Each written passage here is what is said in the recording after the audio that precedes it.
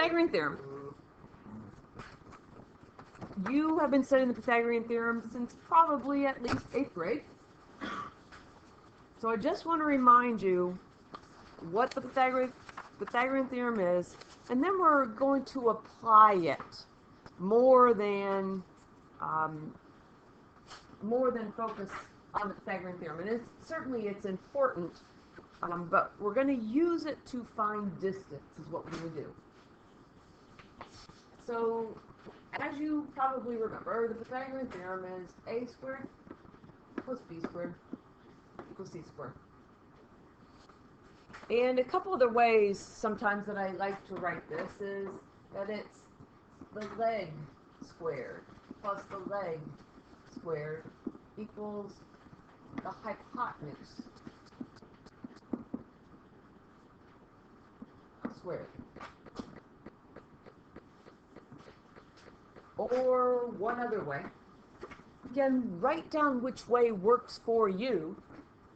Sometimes I say side squared plus side squared equals hypotenuse squared. But the one thing that I do want to really point out to you is that the hypotenuse is across from the right angle. That's the hypotenuse. The other two sides are the legs of the triangle. So you're always setting up a triangle equal to the hypotenuse. And again, you've done this multiple times, so hopefully this is a review for you. But it says, find the missing side of the following right triangle. Well, the first thing to notice in this particular case is that we're looking for the hypotenuse. That's what x is over here. As you see, I abbreviated it as HYP. But the hypotenuse then, or when we set this up, it's 10 squared plus 24 squared equals x squared. So if we type in 10 squared, which we can do in a moment, we get 100. 24 squared, if you're using a calculator, 24 squared is 576 equals x squared. We add 100 plus 576 gives us 676 equals x squared. And we need to undo the squared in this problem. When we undo the square, what we're doing is we're taking the square root of both sides. And again, if you're using a calculator, not Desmos, the square root button is the 5th button up from the bottom of the graphical calculator if you're working with the Texas Instruments. And we have to go second and then the x squared button. So we're going to take the square root of 676 and we end up with 26. So our hypotenuse is 26.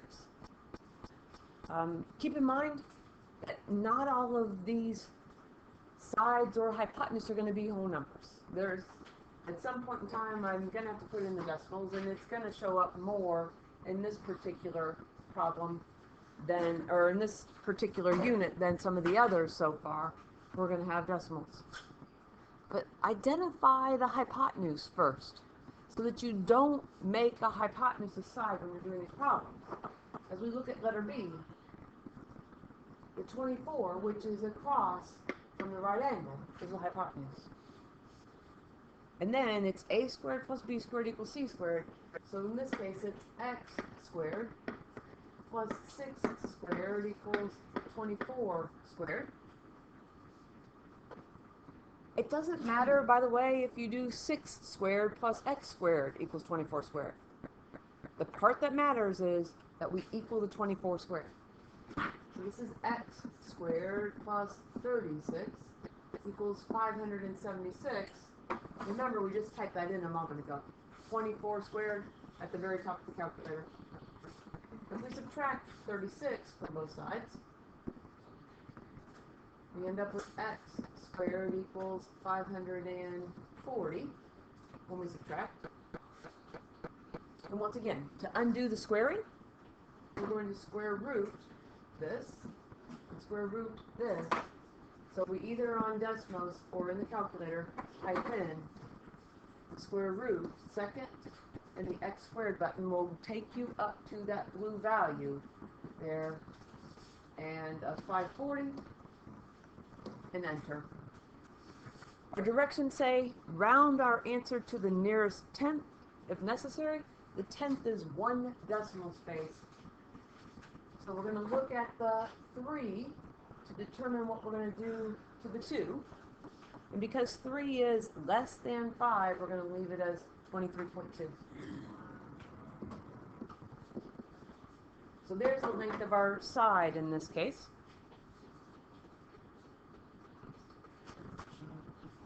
On letter C, again, identify the hypotenuse. Make sure that you're not making that a side length. So I tend to draw an arrow across from the right angle. And once we identify the fact that this is the hypotenuse, then it's going to be x squared plus 24 squared equals 26 squared. And it looks like I got stuck on the number 24, which is in all 3 of these problems. But at least it's helpful because we know what it is. 576. I do not know what 26 squared is, but 24 squared again at the top of the calculator. 26 squared is 676.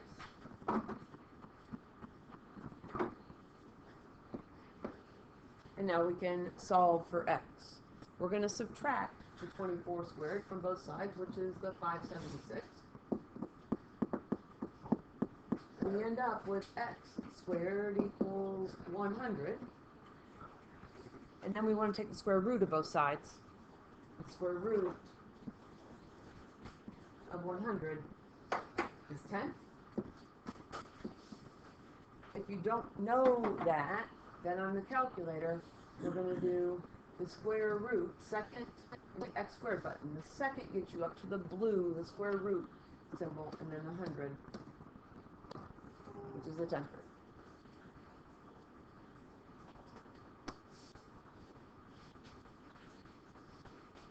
So as we flip our paper over, we want to find the distance using the Pythagorean theorem.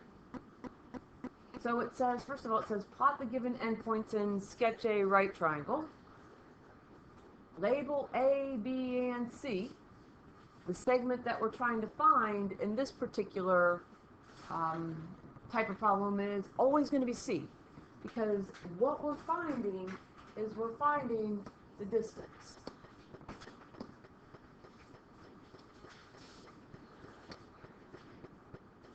That's the key word there. Finding the distance. Plug in our values and use the Pythagorean theorem. The answer is the distance of the line segment. Again, for the majority of you, this is not new to you. You've seen it before. Again, if we look at this, in this particular case, it says find the distance of AB. That's already labeled for us. And what we're looking for is always going to be the C. So here's the C. We're going to draw a right triangle.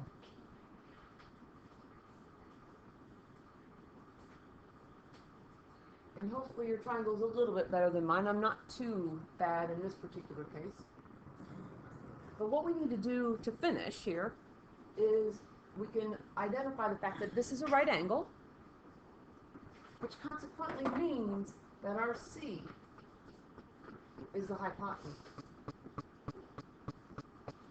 The other part of this is filling it in. It says, in our directions, it says label A, B, and C. So I'll call this A and I'll call that B. It does not matter if you make what's my A, B, and what's my B, A. It doesn't make any difference. That's why I sometimes write side squared plus side squared equals hypotenuse squared. Because it doesn't matter which order we do that. But we need to find the distance here of this length.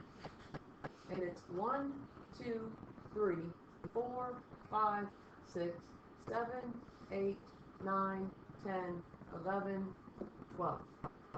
So it's going to be 12 squared. 12 squared. Well, we also need to find the length B here, or side B. A little bit harder for me to see because my triangle's a little bit off, but 1, 2, 3, 4, 5, 6, 7, 8, 9. I'm counting the boxes if you're not familiar with this technique. And that's going to equal C squared. And now that we have that, we can finish this problem. 12 squared is 12 times 12, which is 144. 9 squared is 9 times 9, which is 81. And that gives us C squared. If we need to, we could type that in. 144 plus 81 is 225. And once again, to undo something that's squared, we're going to take the square root of both sides.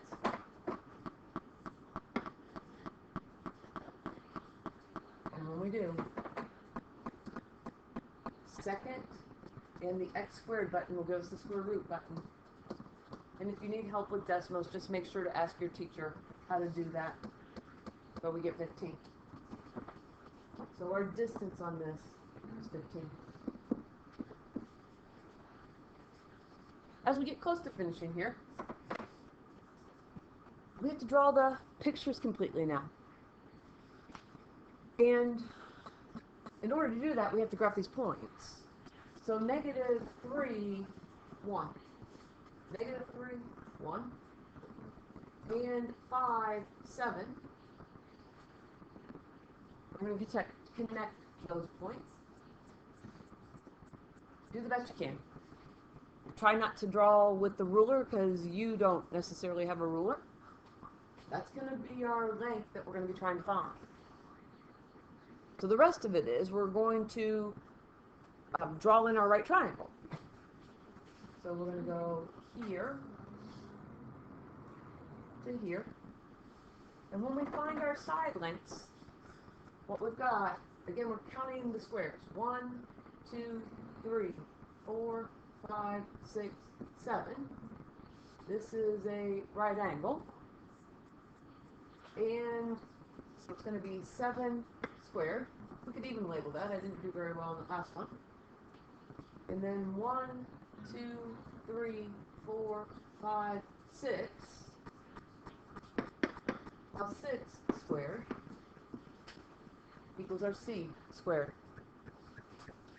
So we can type it in if we need to. 7 squared, 49. 6 squared, 36 equals C squared.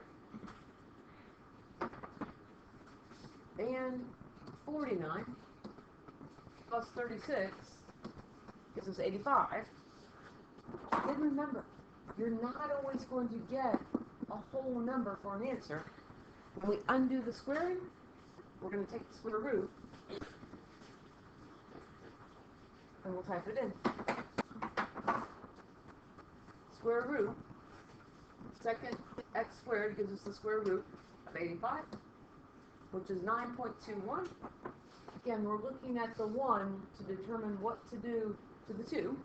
Because 1 is less than 5, we're going to leave the 2 alone. If the 1 happened to be a 5 or greater, we would round up. But this is going to be 9.2 equals 6. To finish,